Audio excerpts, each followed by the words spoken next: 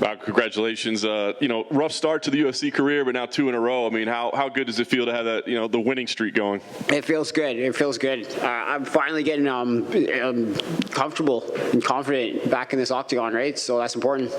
What was it, the first 2 fights? Can you put like a difference on how you felt? I mean, was it a psychological thing you had to change, or just being here to get these results? Yeah, for sure. It's a huge adjustment period. Like, obviously, initially when I got signed, it was like the pandemic had just kind of got started. There was a lot of uncertainty. Gyms were closed. Training wasn't consistent. And just a lot of things going on, right? And a lot of emotions. I wasn't even sure I was ever even going to get signed, right? So a different headspace.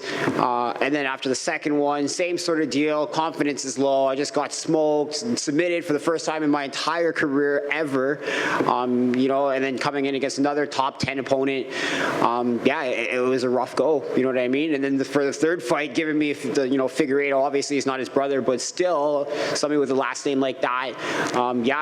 Overcoming all of these sort of anxieties and emotions was important. And after getting that win and then getting back in there for this one, I feel confident again, which is dangerous. It's dangerous. Once I get my feet confident, once I get everything confident in there, I'm a dangerous person.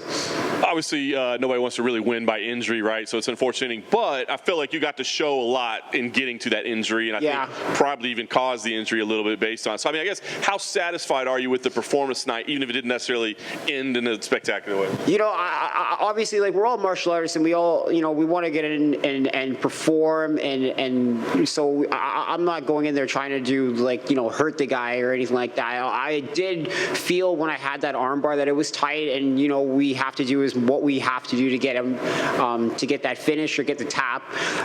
He was tough though. Like, that arm broke in the arm bar, and I felt it break, and then it was in the transition of him standing up when it broke, and once he stood up, I was like, okay, it's going to be a matter of time before he realizes that this thing is broken.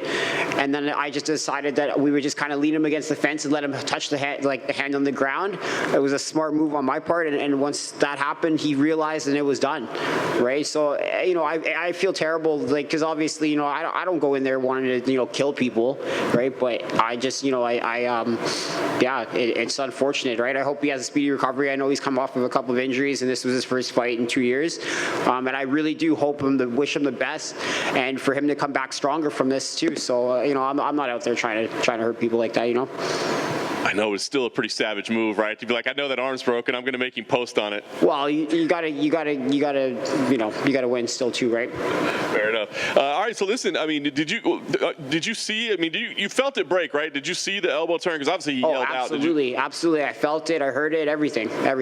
Yeah. Was it disgusting for you in there? It's not the first time this has happened to me, so I've done it a couple times now. The first time it ever happened to me, I felt terrible, and then every time, whichever. But you get used to it. But you also understand that you gotta play the game too, right?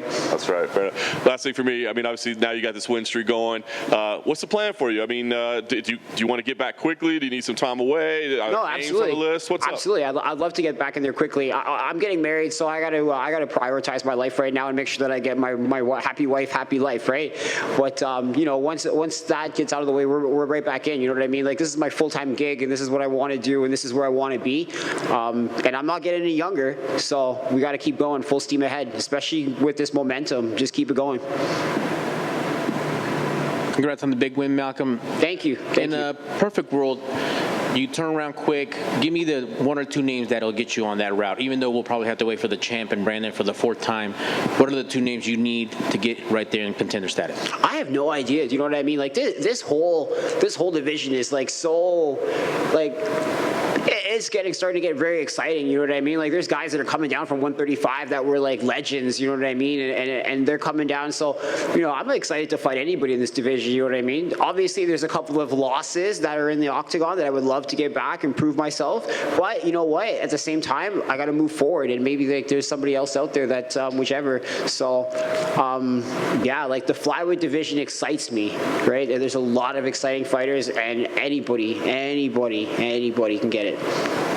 Excellent. Congrats on the win. And we'll slide over to something non-violent. Where's the wedding? What's going on with that? Like, when are we going to see you tie that knot? Oh, yeah. May 28th. It's right after my birthday. It's going to be a great time. Big Italian wedding. Congrats, my man, and best of luck. Thank you.